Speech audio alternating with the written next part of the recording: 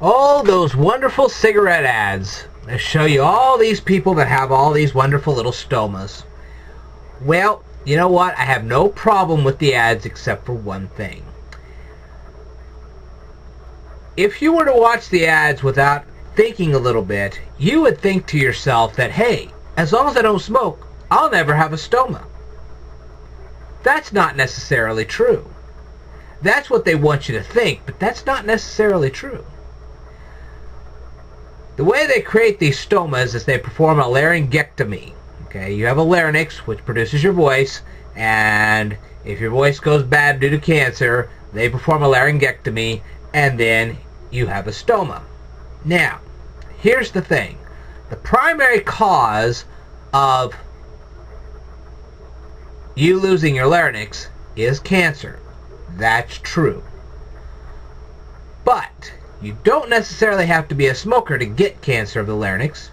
Also, you can have your larynx removed for other reasons besides cancer. This is something they're not telling you in the videos. Now, I'm not saying that you shouldn't smoke, because you shouldn't smoke. That's true. If you don't smoke, there's a less likely chance you'll end up with a stoma. A lot less likely chance. But it is not impossible to end up with a stoma even though you've never smoked. And people shouldn't just assume that somebody has a stoma, that they shouldn't assume that because somebody has a stoma that they must have had lung cancer due to cigarettes. Can't assume that. Here's another way you can end up with a stoma. You can end up with a stoma because of digestive problems. If you have digestive cancers that form in the esophagus, your larynx can go out too. They don't tell you that. They also don't tell you that there is a drug called digoxin. Digoxin. D-I-G-O-X-I-N. It's for heart patients. But that drug can cause a disease which can cause you to lose your larynx. That's a fact. Now, it's not likely, but it can happen. So, my message to the cigarette companies is this. I understand your message. I understand why you have to do this, but on the other hand, quit telling people that if they don't smoke, they'll never end up with a stoma. That's a lie. That is a lie. You can still end up with a stoma. You could have a blunt force trauma. You could be in a car wreck and something flies through your neck. You still lose your stoma. You still lose your larynx, which causes you to have a stoma. So, a car wreck can cause you to lose your larynx. Digestive cancers can cause you to lose your larynx.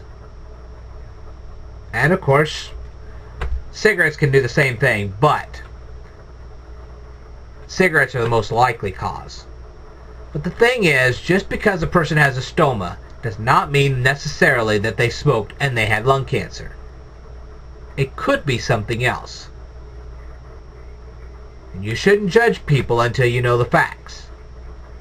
So cigarette companies, don't you dare stand there and say, well, if you don't smoke, you'll never have a stoma. That's not true. It's a lie, and you know it.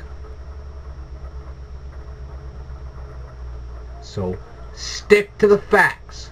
You can say, hey, you're less likely to have it, but it can still happen to you. And show them other ways it can happen. For heaven's sakes, don't get in a car wreck. Treat your digestive system right.